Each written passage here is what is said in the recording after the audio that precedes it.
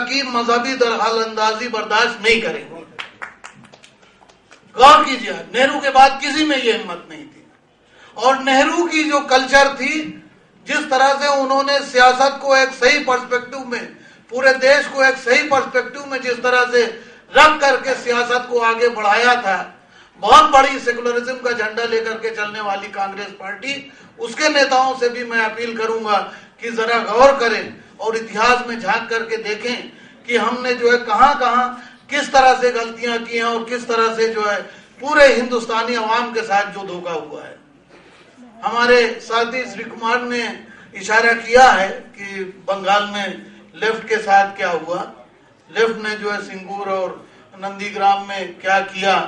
मैं आपका ध्यान उधर भी ले जाना चाहूंगा कि हम तो मॉडल मानते हैं अच्युता मेनन की केरला की सरकार को। अच्युता मेनन ने केरला की सरकार की बुनियाद रखते हुए जिस तरह से जो एक मिसाल पेश की थी, वो तमाम गवर्नमेंट जो है बदलते हुए आज भी केरला में जो है कांग्रेस की हुकूमत रहते हुए भी वहां जिस तरह से सांप्रदायिक सद्भाव है, वो एक बेहतरीन मिसाल जो है आप पूरे हिंदुस्तान में केरला की सरकार को लेकर के पेश कर सकते हैं। वो सरकार अच्युता मेनन ने जो उसकी बुनियाद जिस तरह से रखी थी। मैं इस बात की तरफ भी इशारा करता हूं कि जो हमारा एक राष्ट्रीय दायित्व था, उस राष्ट्रीय दायित्व को जो है भूल करके, जिसमें सेकुलरिज्म की जो डिफिनेशन पेश की गई, सेकुलरिज्म का डिफिनेशन जो अल्टीमेटली हम जहां पहुंच गए हैं वहां ये हो गया है कि अगर जो है कोई सिख है तो उसके लिए जो है गुरु ग्रंथ साहब की 2-4 लाइनें दोहरा दो। अलीगढ़ यूनिवर्सिटी में और जामिया मिलिया में अगर कोई यूनिवर्सिटी जैसे एकेडमिक इंस्टीट्यूशन में अगर कोई फंक्शन होता है तो वहां कुरान की आयत से फंक्शन की शुरुआत कर दो। या अगर जो है किसी और दूसरे एकेडमिक इंस्टीट्यूशन में, अभी हमारे दिल्ली यूनिवर्सिटी में ये शुरू हो गया है कि वहां मंत्रों के जाप के साथ यूनिवर्सिटी का जो है 50 साल का जश्न जो है वो मनाया गया। हम गौर करें कि हम कहां पहुंच रहे हैं। मैं इलाहाबाद शहर में हूं, इसलिए ये याद दिलाना चाहूंगा कि जहां तक रवि किरण जैन जी बताएंगे कि शायद 69 में इस देश के राष्ट्रपति डॉक्टर राधाकृष्णन इलाहाबाद हाईकोर्ट के एक विंग का उद्घाटन करने के लिए आए थे और उस विंग का उद्घाटन करते हुए आरती वगैरह का इंतजाम किया गया था। जब आरती का इंतजाम किया गया, सामने लाया गया, तो डॉक्टर राधाकृष्णन ने कहा था कि मैं इस सेकुलर डेमोक्रेटिक इंडिया के प्रेसिडेंट की हैसियत से यहाँ आया हूं। मैं एक प्रैक्टिसिंग हिंदू हूं, लेकिन मैं एक हिंदू की हैसियत से नहीं आया, मैं एक सेकुलर डेमोक्रेटिक इंडिया के प्रेसिडेंट की हैसियत से आया हूं। और उन्होंने आरती जो है वहां से हटवा दी। और आज हम जब जा करके अजमेर से जो है कोई अपना इलेक्शन कैंपेन लॉन्च करते हैं तो बड़े बड़े हमारे राष्ट्रीय नेता जो है मुख्तलिफ पॉलिटिकल पार्टीज के वहां जाकर के अजमेर शरीफ की दरगाह से अपना प्रोग्राम शुरू करते हैं। किसी जो है जाकर के गुजरात में जो है हमारी सोनिया जी जो जब जाती हैं, और सोनिया जी से जो है मैं बड़ी माजरत के साथ ये कहता हूं कि मैं उनको कम्युनल नहीं मानता, लेकिन जिस तरह की वोट बैंक की सियासत बना दी गई है, वहां जो है एहसान जाफरी के घर से जा करके वो अपने कैंपेन की शुरुआत नहीं करती है। सोनिया जी से कोई पूछे कि क्या आज तक एहसान जाफरी के घर कोई कांग्रेस का बड़ा लीडर गया है, वहां से कैंपेन शुरू नहीं करती हैं, जा करके जो मंदिर से अपना कैंपेन शुरू करती है। मजहब और सियासत को जिस तरह से मिक्स कर दिया गया है, और आज इसी वजह से इस तरह की बहुत सारी जो है प्रॉब्लम, बहुत सारे मसाइल से जो हम दो चार हो रहे हैं, इस बात पर गौर करना पड़ेगा। और इसीलिए जो है मैं समझता हूं, जहां तक 1984 के दंगों का ताल्लुक है, 1984 के दंगों की शुरुआत जो है उन्हीं सारे डेविएशंस की जो है एक परिणति है, उन्हीं सारे डेविएशन का एक आउटकम है जो हमें बहुत बड़ी कीमत चुका करके 1984 के दंगों की मिसाल सामने रखे देखने को मिलता है। आप गौर कीजिए, और ये सिर्फ हिंदुस्तान की सतह पर नहीं हुआ है, ये पूरे आलमी सतह पर, विश्व स्तर पर जो इस तरह के जो है आपको दिखाई देंगे।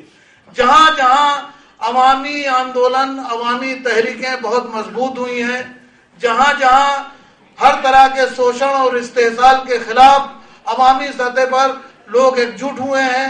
जहां जहां पीस मूवमेंट जो है बहुत ही मजबूत हुए हैं, वहां वहां सारी दुनिया के सतह पर आप गौर कीजिए, साम्राज्यवादी ताकतों ने मजहब का सहारा लेकर के उस पूरी यूनिटी को भंग करने की कोशिश की है। चाहे वो पोलैंड से शुरुआत की हो पोप ने, वहां की हुकूमत को 1980 में जो वेलेसा को लेकर के जिस तरह से एक आंदोलन खड़ा हुआ और आज जो है पोलैंड की जो हालत हो गई है वो आप देख रहे हैं, या सोवियत यूनियन के इंटरवेंशन के नाम पे आज भी जो है मैं अपने बहुत सारे डेमोक्रेटिक चिंतन में यकीन रखने वाले दोस्तों के साथ डिबेट करने के लिए तैयार हूं कि सोवियत यूनियन का जो इंटरवेंशन कहलाता है अफगानिस्तान में, सोवियत यूनियन की डेमोक्रेटिकली इलेक्टेड गवर्नमेंट के जरिए जब उनको बुलाया गया तो उसका फायदा उठा करके, हालांकि वो टैक्टिकल मिस्टेक थी मैं मानता हूं, उसका फायदा उठा करके जो आलमी सतह पर अमेरिका ने जो खेला कार्ड, और वहां जो है जिस तरह से तालिबान और मुजाहिदीन को उन्होंने ट्रेनिंग दे करके अफगानिस्तान की बाकायदा इलेक्टेड गवर्नमेंट के खिलाफ एक आंदोलन छेड़ने की कोशिश की गई और पूरी सोसाइटी को जिस तरह से तहस नहस करने की कोशिश की गई, उसके नतीजे आज आपके सामने अल-कायदा के रूप में और मुजाहिदीन के रूप में जो है उसके नतीजे आज सारी दुनिया भुगत रही है। ज़ियाउल हक को जिस तरह से ले जा करके वहां पाकिस्तान की डिक्टेटर एक पूरी इलेक्टेड गवर्नमेंट को जो अंडरमाइन करके जिस तरह से वहां बिठाया गया, उस पूरे आंदोलन की मैं इसलिए बात कर रहा हूं कि कहीं ना कहीं जब हम हिंदुस्तान में सांप्रदायिकता की बात करते हैं तो वहां जा करके इसके डांडे मिलते हैं, हम उसको नजरअंदाज करके आगे नहीं बढ़ सकते हैं। मैं उसकी बहुत तफसील में जाने की जरूरत नहीं महसूस करता, सिर्फ इशारा करना चाहता हूं इसलिए कि पढ़े लिखे लोगों का मजमा है, और जब पढ़े लिखे लोगों का मजमा है तो ये कोई पब्लिक मीटिंग नहीं है जहां बहुत जज्बाती भाषण दे करके चले जाएं और तालियां बजवा करके और उसके बाद जो है हम ये गौर करें कि मिला क्या। इसलिए सर जोड़ करके ब्रेनस्टॉर्मिंग की जरूरत है, और ब्रेनस्टॉर्मिंग की जरूरत इसलिए भी है कि आज जगह जगह जा करके, आज पूरे हिंदुस्तान में देखिए कितने परसेंट मुसलमान हैं, उन मुसलमानों में कितने परसेंट जुलाए हैं, कितने परसेंट धुमिये हैं, कितने सैयद हैं, कितने कसाई हैं, कितने फला कौम के लोग हैं। इन बुनियादों पर जब सियासत होगी, कितने यादव हैं, कितने जाट हैं, इन तमाम बुनियादों पर और इसी बुनियादों पर जो है टिकट बांटे जाते हैं। इसलिए मैं कह रहा हूं कि नेहरू की वो मॉरल अथॉरिटी जो है हमने उस लिगेसी को जो है भुला दिया, और सारा कुछ जो है जो एक राष्ट्रीय आंदोलन से निकल करके एक कमिटमेंट के तहत वो पूरा राष्ट्रीय नेतृत्व आया था, उस राष्ट्रीय नेतृत्व ने जो है अपनी भूमिका अदा करने के बाद आज सियासत जो है वो कमिटमेंट नहीं है।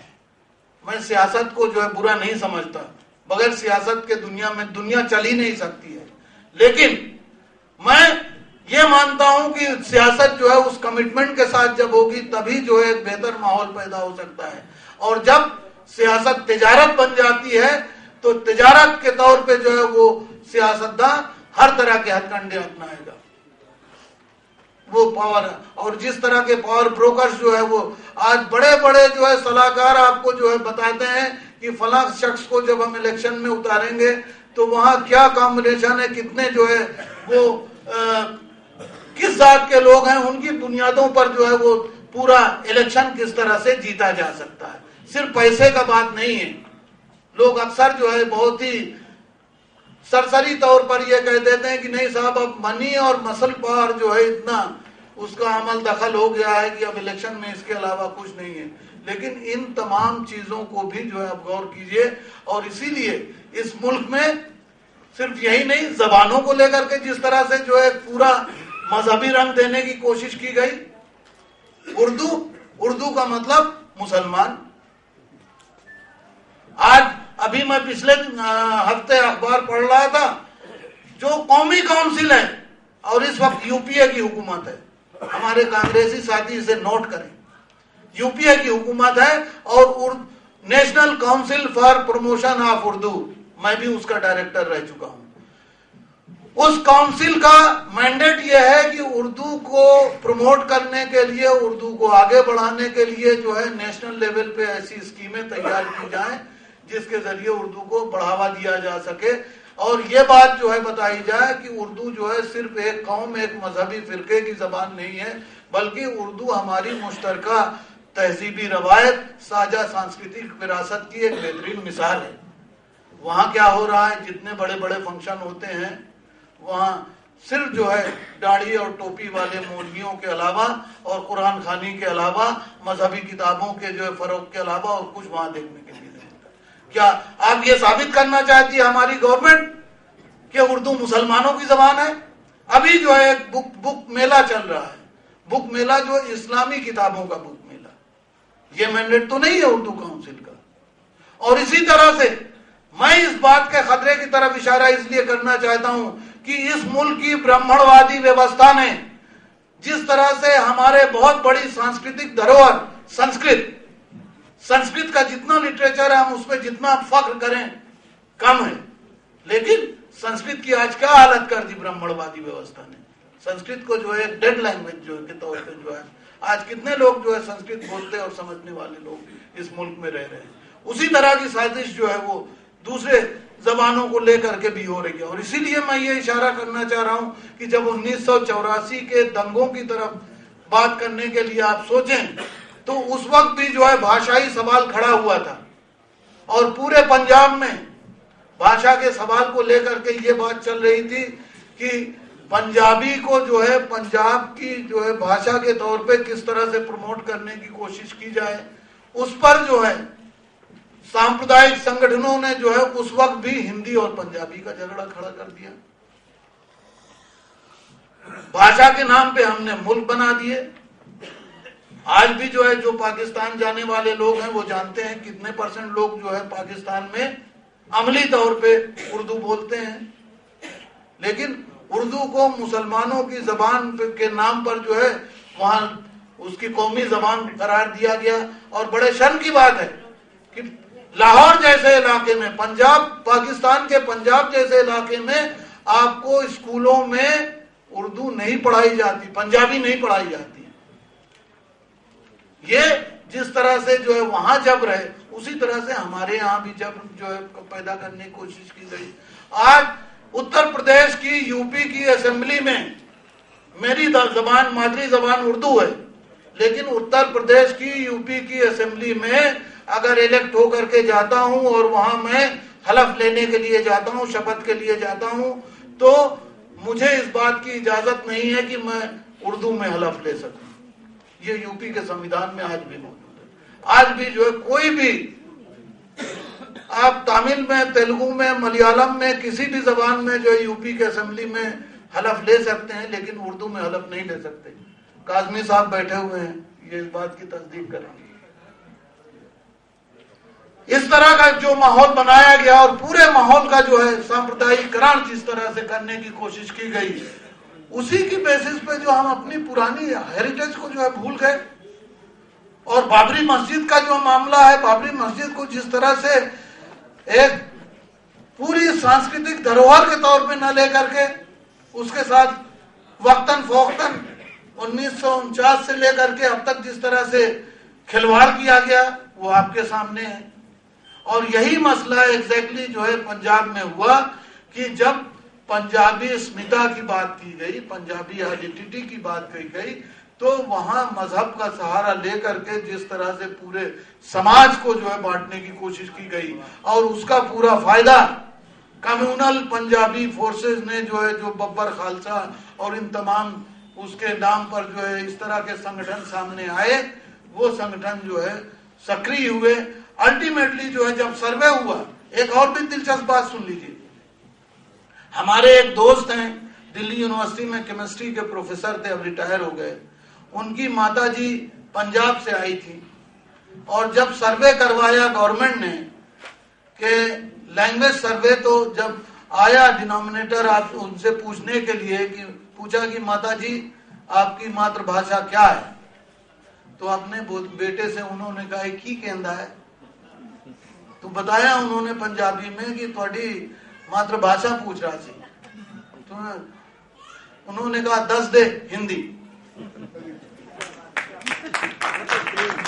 जो उसकी जबान को समझ ही नहीं पा रही है जो महिला, और जिस तरह से कैंपेन चलाया गया कि जबानों को मजहब का जो है आधार दे करके जिस तरह से नफरत फैलाने की, एक डिवाइड जो है कम्युनल डिवाइड क्रिएट करने की जो कोशिश की गई, उसकी बेसिस पे जो है पंजाबी का मतलब सिखों की जबान। कितना बड़ा जो है अन्याय, कितनी बड़ी ज्यादती है कि वो पंजाबी जो बुल्ले शाह की जबान रही है, जो बाबा फरीद की जबान रही है। और बुल्ले शाह क्या कहता, बुल्ला की जाना मैं कौन, ना मैं हिंदू विच, ना मैं मुल्ला विच मसीता, ना मैं हिंदू विच फलीता, ना मैं मुल्ला ना शैतान, बुल्ला की जाना मैं कौन, कि मैं तो एक इंसान हूं, इंसान की हैसियत से जो है पहचानने की मुझे कोशिश करो। उसको जो है वो जो पूरी सांस्कृतिक और तहजीबी विरासत है, उस विरासत को झुटलाते हुए, और ये हुआ कांग्रेस की रेजिम के दौरान। कांग्रेस पार्टी ने जिस तरह से पूरा अलगाव जो है पैदा करके और सिखों को जो है एक आइसोलेशन की जिंदगी जो है गुजारने के लिए, और हमारा नौजवान सिख जो है वो एक छोटा सा सेक्शन वो डेविएट होकर के जो है वो उधर भटकाव की उसमें आया। और मैं ये भी सवाल रखना चाह रहा हूं आपसे कि जरा गौर तो करें, भिंडरावाले को किसने पैदा किया था, और जब भिंडरावाला जो है पैदा हुआ, जब जिन जो है बोतल से बाहर निकल आया, तब तो उसका कंट्रोल करना मुश्किल हो गया। उसी तरह से जैसे ओसामा बिन लादेन को किसने पैदा किया था, जब ओसामा बिन लादेन जो है उस बोतल से बाहर निकल आया, तब अमेरिकन एडमिनिस्ट्रेशन के लिए ओसामा बिन लादेन को संभालना मुश्किल हो गया। और इसीलिए जो है उस भरोसे को जो है मजहबी बुनियादों पर जो है जिस तरह से तितर बितर करने की कोशिश की गई, मजहब का सहारा लेकर के, बजाय इसके कि सांप्रदायिक सद्भाव पैदा करने के लिए जो है सेकुलर लाइंस पे जो है कैंपेन चलाए जाते, सेकुलर लाइंस पे जो है ये बताने की कोशिश की जाती कि इस पूरे देश की आजादी में तमाम मजहबी फिरकों का, तमाम हिंदुस्तानी जबानों का जो अहम रोल रहा है, उस अहम रोल की विरासत पर हमें फख्र करना चाहिए। लेकिन हमें फख्र किस बात पे, जो गर्व किस बात पे हुआ, गर्व से कहो कि हम हिंदू हैं, गर्व से कहो कि जो हमारी एक देश, एक भाषा, एक संस्कृति जो है उसके आधार पर जो किया गया। और उसको जो है जिन सेंटर में, केंद्र में जिस तरह की सरकार थी, केंद्र में जो है सरकार की तरफ से इस तरह का कोई एक बाकायदा तालीमी इदारों में, एजुकेशनल इंस्टीट्यूशंस में, यूनिवर्सिटियों में, समाजी सतह पर, सांस्कृतिक सतह पर इस तरह का कोई कैंपेन नहीं चलाया गया।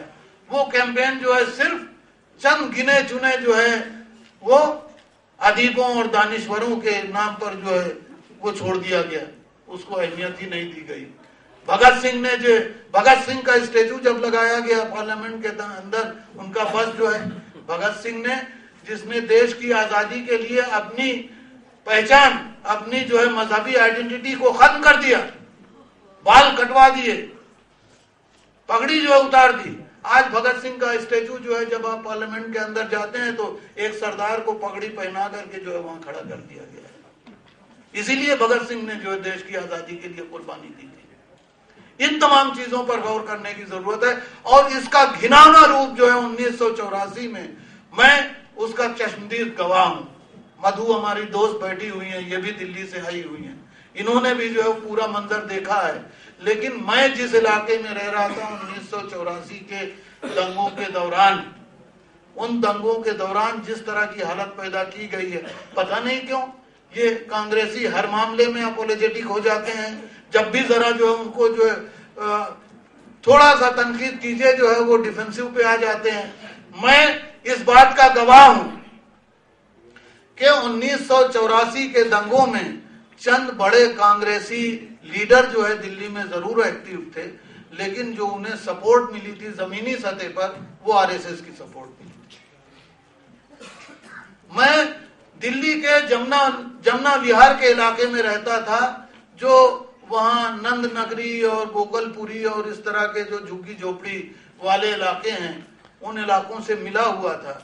और मैंने वो मंजर भी देखा है कि चूंकि हाईवे था, बड़े बड़े ट्रक्स जो है वो आते थे और सरदारों को जो है उसमें से पकड़ करके और उतार करके उनको अधमरा करके जलाने के लिए लकड़ियां भी नहीं होती थी, थोड़ी बहुत घास फूस डाल करके जो है वो आग लगा दी जाती थी। अगर टायर मिल गया तो टायर जो है उसके ऊपर डाल करके आग लगा दी जाती थी। और पूरा एडमिनिस्ट्रेशन जिस तरह से जो है, मैं उसे प्रोग्राम नहीं मानता, स्टेट स्पॉन्सर्ड जो है वो राइट नहीं था, मैं उसे प्रोग्राम नहीं मानता, लेकिन जिस तरह से पूरा एडमिनिस्ट्रेशन जो है कम्युनलाइज हो गया था, मैंने देखा एक सरदार को जलाते हुए उस इलाके का एसएचओ था, उसके पास दौड़ करके गया।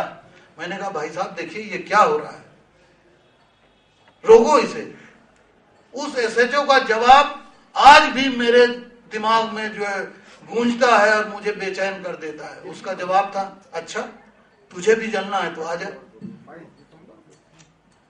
हमारी मिलिट्री, जिसके बारे में यह कहा जाता है कि मिलिट्री जो हाईली बहुत सेकुलर और बहुत ज्यादा जो है वो फर्मा बरदार है और जहां फसादात होते हैं वहां जाकर के ईमानदारी के साथ काम करती है, उस इलाके में तीसरे दिन फौज आई और मेन रोड पर जो है फौजी जो तंबू लगे हुए थे उसमें फौजी जो है थे। इलाके के लोग निकल करके जा करके जो है फौजियों से बातचीत जब कर रहे थे तो मैंने खुद अपने कानों से एक फौजी को कहते हुए सुना कि अरे भाई साहब आप चिंता क्यों करते हो, हम तो सिखों से आपको बचाने के लिए आए। जो पूरा सिखों का कत्लेआम हुआ है उसे रोकने के लिए नहीं आए। वो फौजी जो है वो ये कह रहे थे उस इलाके के लोगों से, घबराओ नहीं, हम तो आपको जो है इन सिखों से बचाने के लिए आए। पूरी दिल्ली में रोजाना अफवाहें ये होती थी कि वाटर सप्लाई जो है उसमें जहर मिला दिया है सिखों ने। मेरे मोहल्ले में, मेरे ब्लॉक में जो है चंद आरएसएस के गुंडे आए और उन्होंने कहा कि भाई साहब होशियार रहिएगा, सोइएगा नहीं, आप रात में जो किसी वक्त भी सरदार लोग हमला कर सकते हैं। उनको डांट करके हम लोगों ने भगाया, ये कह करके कि जो है तुम गुंडाई कर रहे हो और तुम हमें जो है आकर के ये सबक देने की कोशिश कर रहे हो।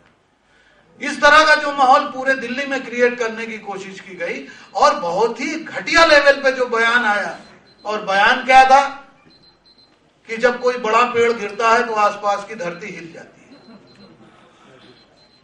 ये बयान था। और उन सिखों ने जो है जिस तरह से लगातार वो प्रताड़ना झेली है, जिस तरह से, और मैं उसका एक तरह से चश्मदीद गवाह इस तरह से भी हूं कि मेरी बीवी सफदरजंग हॉस्पिटल में किसी इलाज के लिए एडमिट करवाया था मैंने उसको।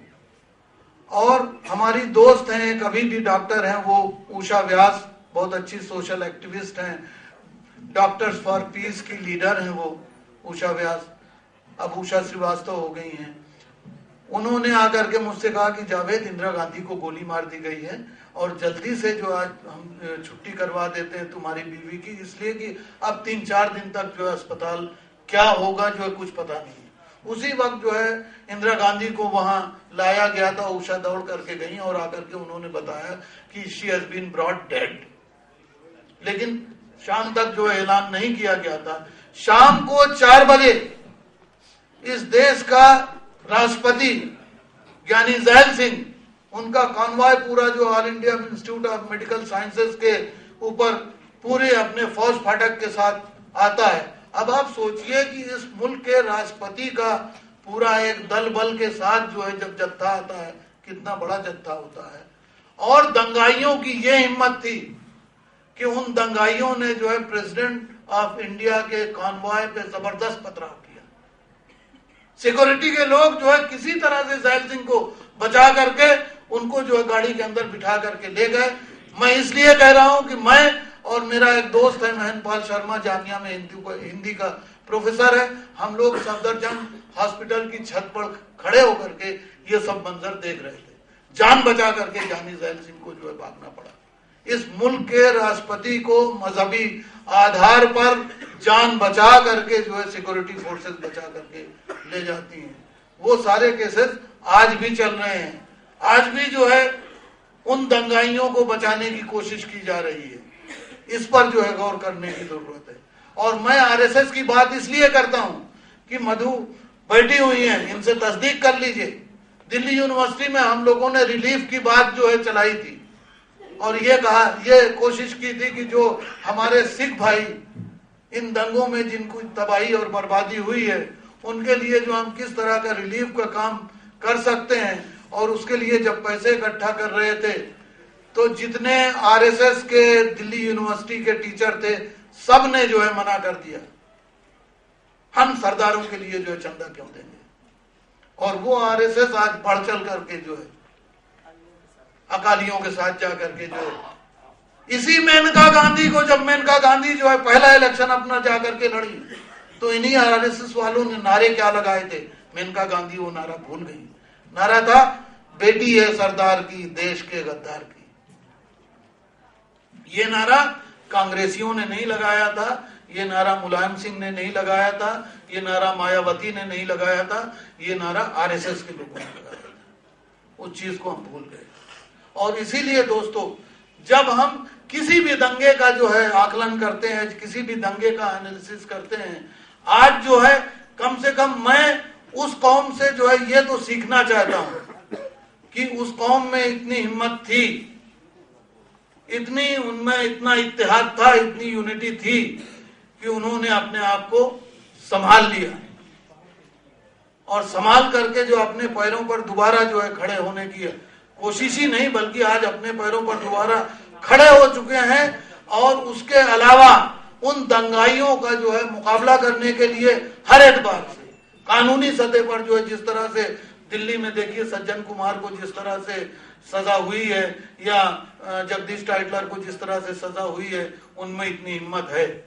लेकिन मैं तो जो मुसलमानों के नाम पर जो सौदेबाजी हो रही है उसकी तरफ भी इशारा करना चाहता हूं कि क्या आप ये भी देखें कि आज जो इन दंगों के बाद मुजफ्फरनगर में जब गए हैं, हमारे कुछ दोस्त गए हैं, तो मुजफ्फरनगर में इतनी मारकाट के बाद, इतने दंगों के बाद आज भी जो है वहां मस्जिदें अलग अलग हैं।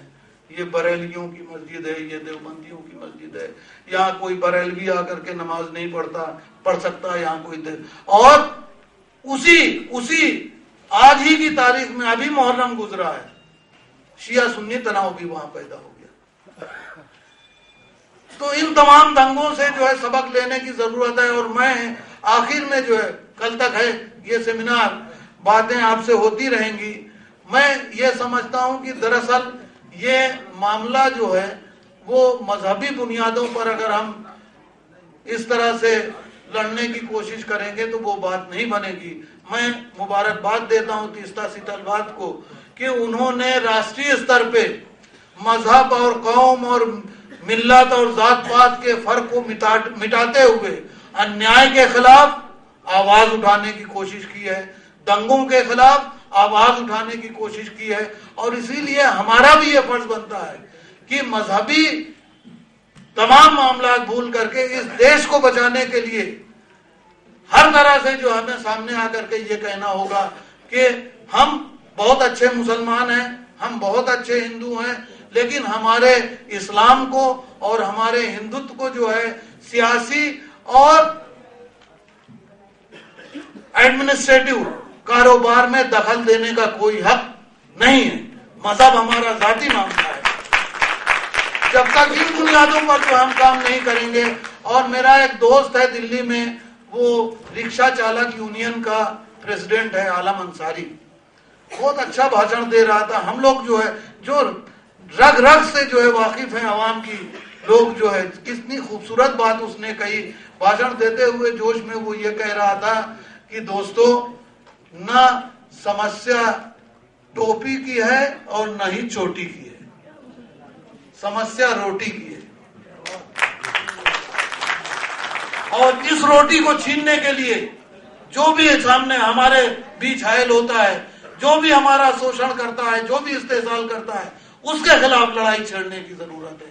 और इसीलिए मैं आखिर में जो अपनी बात को खत्म करते हुए जो है यही कहूंगा, जो प्रेमचंद ने जो जिस बात की तरफ इशारा किया था कि साहित्यकार अदीब और दानिश्वर जो है वो सियासत का पिछलग्गू नहीं बनेगा, वो सियासत को जो है उसके लिए मशले राह का काम करेगा, रास्ता दिखाने का काम करेगा।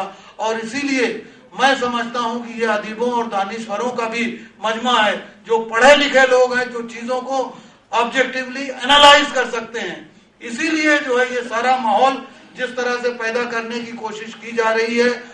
2014 में इलेक्शन है, मैं कतई ये नहीं कहूंगा कि जो आप किस पार्टी को वोट दें, किस पार्टी को वोट ना दें, लेकिन जब यहाँ से हम कल निकलें तो ये जरूर जो है तय करके निकलें कि उन चेहरों को जरूर पहचानने की कोशिश करें जो दंगों में शामिल होते हैं, जो मजहब का सहारा लेते हैं, जो जात पात का सहारा लेते हैं और मजहब और जात पात के नाम पर वोट लेकर के फिर 5 साल के लिए जाकर के सो जाते हैं।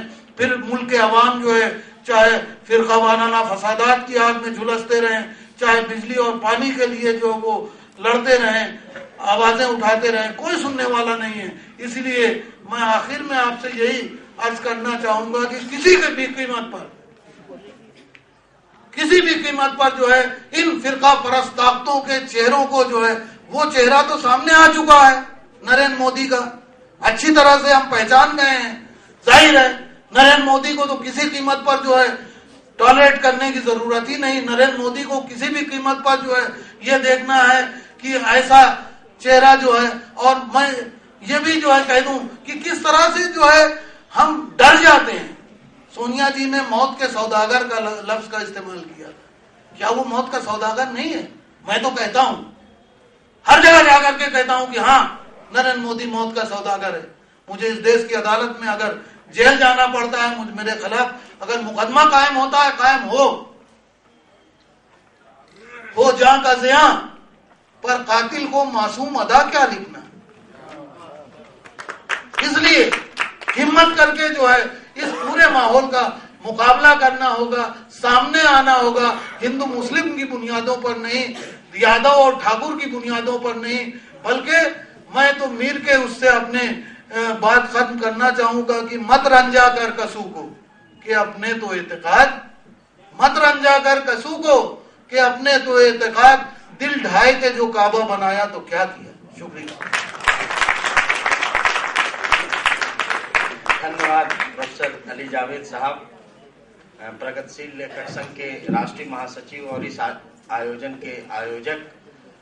बहुत विस्तार से, बहुत गहराई से अपनी बात रखी। मैं साथियों बता दूं कि इसके तुरंत बाद हम 15 मिनट का लंच ब्रेक करेंगे, उस टी ब्रेक, और उसके बाद 2 बहुत महत्वपूर्ण सेशन है जिसमें पूरे सत्र की अध्यक्षता करने वाले श्री रवि किरण जैन साहब और श्री जियाउल हक साहब, उमेश नाथ शर्मा जी अपनी बात रखेंगे, तीस्ता जी भी अपनी कुछ टिप्पणी देंगी।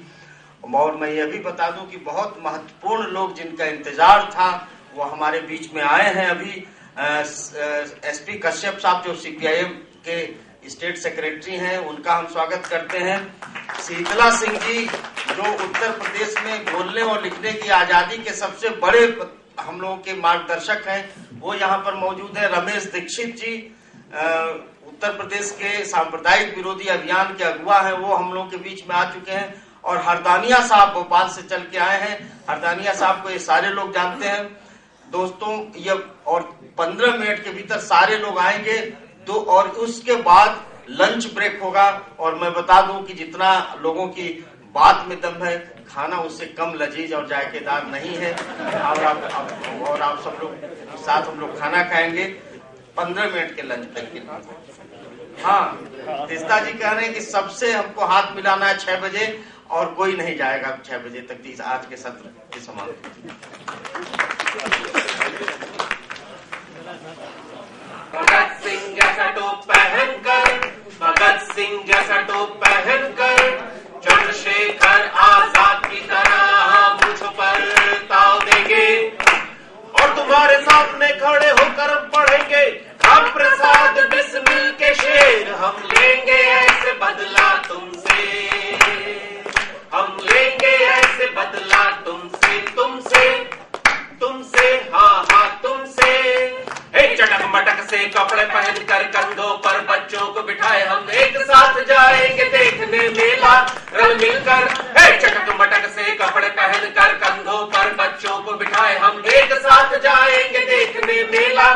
ताल मिलकर, ए इश्क के द्रुत ताल पर थिरकेंगे दिनक दिन दिनक दिनक दिन दिनक दिनक दिन दिन। हर मोहर सिंह और बुल्ले शाह को, हर मोहर सिंह और बुल्ले शाह को याद करके हम भैया भैया नाचेंगे दिनक दिनक दिन दिनक दिनक दिन दिनक दिनक दिन दिन। हम लेंगे ऐसे बदला तुमसे, हम लेंगे ऐसे बदला तुमसे तुमसे तुमसे, हाँ हाँ तुमसे। धरती से कान लगाकर सुनेंगे हम शाह हुसैन और दामन को बातें करते, और गुलाम अली के मुंह से गुरु अर्जुन के सबद, सुबु लक्ष्मी के मुंह से नानक की वाणी, समल सिंह के मुंह से सुनेंगे हम फरीद के श्लोक, और फैज के तराने, और डागर जहीरुद्दीन से ओम शिव श्री। हम लेंगे ऐसे बदला तुमसे, हम लेंगे ऐसे बदला तुमसे तुमसे तुमसे, हाँ हाँ तुमसे।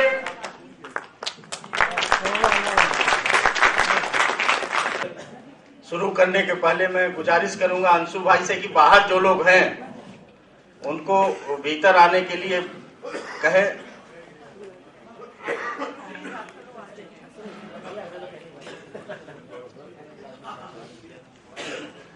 ज्ञान भाई जो बाहर अपने साथी हैं उनको जरा एक बार बोल दीजिए। आप शुरू करिए, ज्यादातर लोग आ चुके हैं।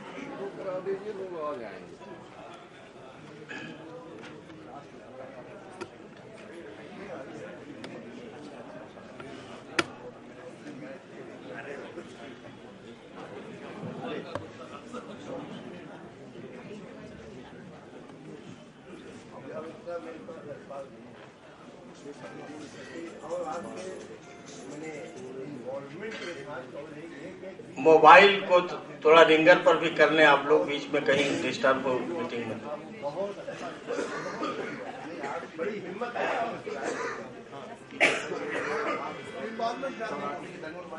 कुर्सियों में आ जाए।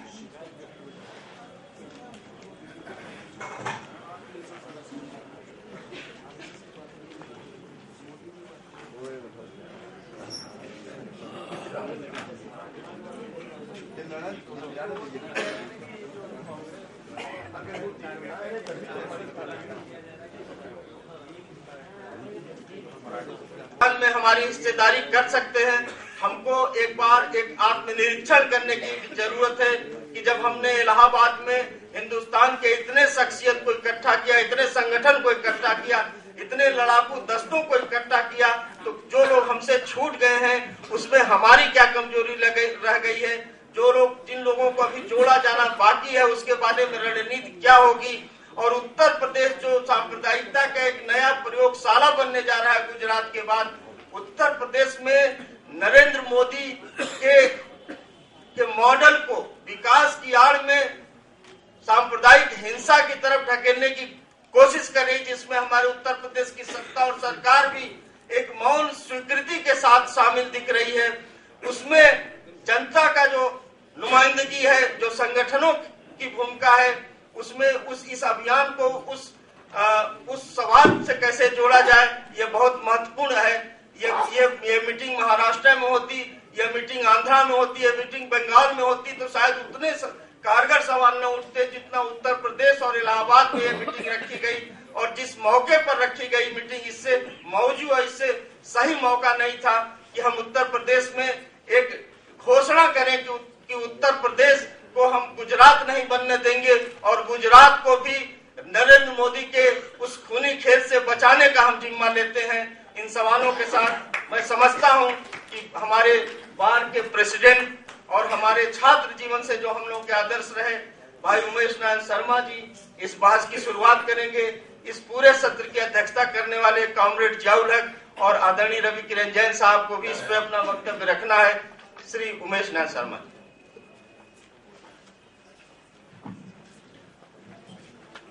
जियाउल हक साहब, रवि किरण जैन साहब, शिव कुमार जी, काजमी साहब,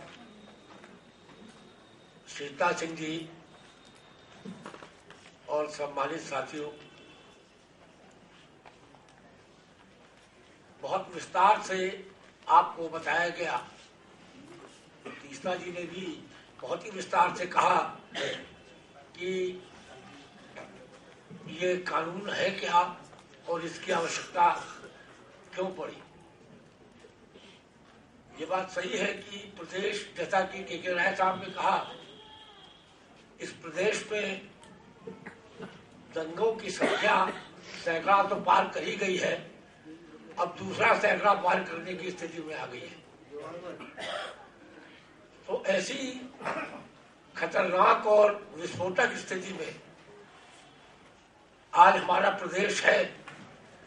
अगर इस समय इस प्रदेश में एक जबरदस्त अभियान, सामाजिक चेतना हम पैदा करने की में चूक गए तो शायद हम अपना सामाजिक दायित्व तो भूल रहे हैं। एक मित्रों मुझे कहा गया है कि हम किस तरह से इस अभियान की शुरुआत करें, इसके बारे में आपके सामने बातें रखूं। आज इस बिल के बारे में तमाम भ्रांतियां हैं और कुछ ऐसी भ्रांतियां हैं जो बहुत ही काल्पनिक और बेमतलब है। उन भ्रांतियों को दूर करने का जो माध्यम है वो माध्यम है समाचार पत्र, टेलीविजन और सोशल मीडिया जैसे ट्विटर, फेसबुक। आज जब फेसबुक अगर आप खोल के देखिए तो लगातार आरएसएस से प्रभावित लोग या मोदी के माया जाल में फंसे लोग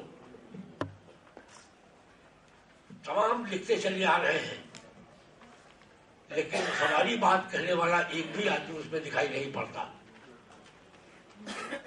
तो कम से कम हमारे वो तमाम साथी जो इस सोशल मीडिया का इस्तेमाल करते हैं उनको सक्रिय होना चाहिए, और सक्रिय नहीं, बहुत ही जबरदस्त रूप से सक्रिय होना चाहिए। जहां तक समाचार पत्रों का सवाल है, हमको समाचार पत्रों में भी अपने आर्टिकल्स इस बिल के बारे में लिख करके समाचार पत्रों को देना चाहिए। वैसे तो जो माहौल इस देश का हुआ चला जा रहा है, आज यहाँ का जो मीडिया है वो लगता है कि मोदी जी के हाथों गिरवी हो गया है।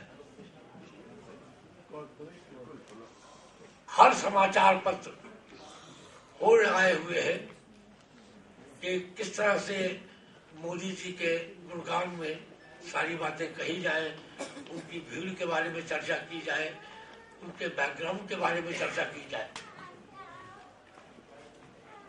मुझे जानकारी मिली है कि लगभग हर समाचार पत्र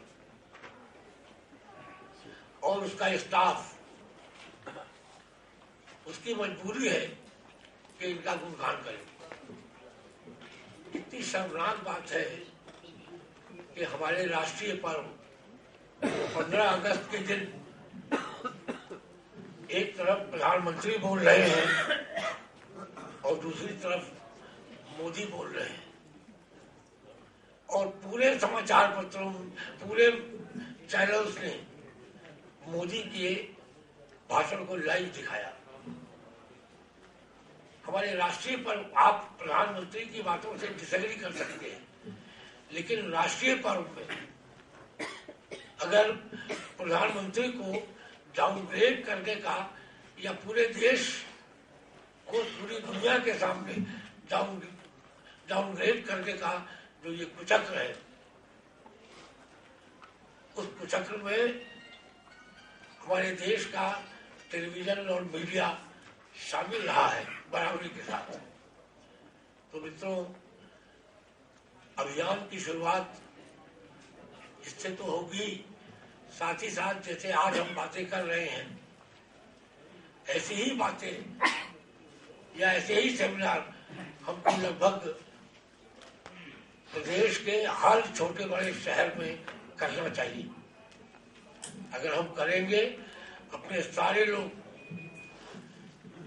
जो सारे प्रोग्रेसिव लोग हैं, जो मुझे लगता है कि उनको आज वो असहाय स्थिति में पड़े हुए हैं, उनको मजबूती देनी पड़ेगी।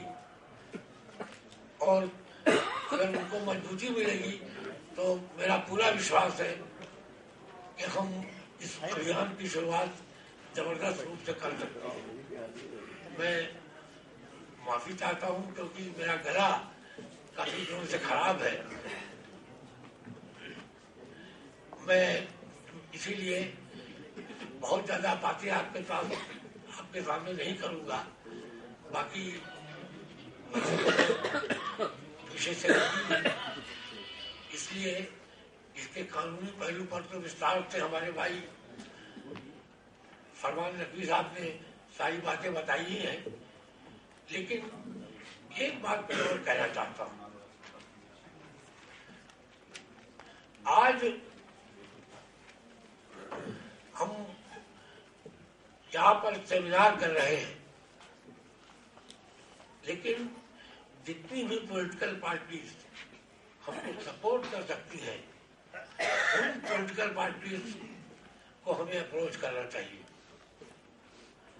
उनको बताना चाहिए, उनको अपनी सभाओं में उन नेताओं को बुलाना चाहिए, जिससे वो आए और आ करके एक बार हमारे साथ चर्चा में शामिल हों। जब वो चर्चा में शामिल होंगे तभी वो हमारे साथ आ सकते हैं।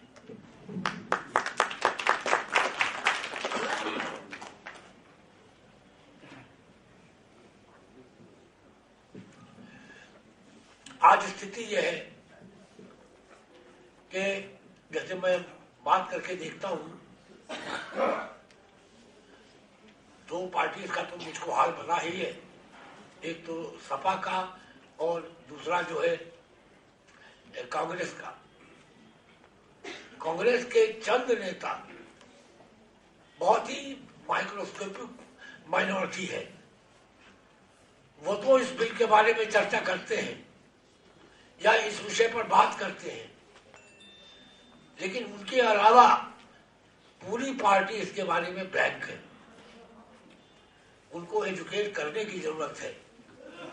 हम उनको अगर नहीं बताएंगे कि ये एक ऐसी चीज है जिससे उन तमाम ग्रुप्स को, जो ग्रुप इस देश में कम्युनल वायलेंस के जरिए विघटन पैदा करना चाहते हैं, उन सारे लोगों को प्रतिबंधित किया जा सकता है, उनको दंडित किया जा सकता है। अगर इस तरह का एजुकेशन हम पॉलिटिकल पार्टीज के लोगों को नहीं देंगे तो वही इंस्ट्रूमेंट है जो हमको सपोर्ट करेंगे पार्लियामेंट के अंदर। राज्यसभा, जैसे तीस्ता जी ने कहा कि सबसे पहले इस बिल को राज्यसभा में जाना चाहिए, तो हम लोगों को एक पैम्पलेट कम से कम राज्यसभा के प्रत्येक सदस्य को भेजना चाहिए।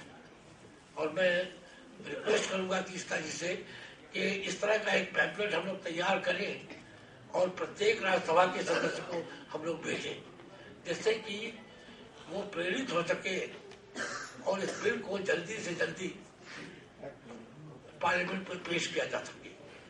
मैं समझता हूं कि हम अपने सम्मेलन के बाद एक मेमोरेंडम प्रधानमंत्री को तो हम चिट्ठी लिखी रहे हैं, साथ ही साथ कांग्रेस पार्टी के अध्यक्ष को भी हमको देना चाहिए और ये रिक्वेस्ट करनी चाहिए कि आपका वादा था और लगभग 10 साल पूरा होने जा रहा है, लेकिन ये बिल पार्लियामेंट का मुंह नहीं देख सका। तो मुझे लगता है कि शायद उनको याद दिलाया जाए तो शायद उनको चीजें याद आ जाए। जैसे फूड सिक्योरिटी बिल 10 साल बाद याद आया, तो ये बिल भी शायद अब याद आ जाए। मैं इन्हीं बातों के साथ अपनी बात समाप्त करता हूँ। एक बात फिर रिक्वेस्ट करूंगा कि हम केवल प्रतीकात्मक इस सम्मेलन तक ही सीमित न रह जाएं। शहर के में आम आदमी तक पहुंचने के लिए जरूरी है कि हम जगह जगह पर इस बिल के बारे में चर्चा करते हैं।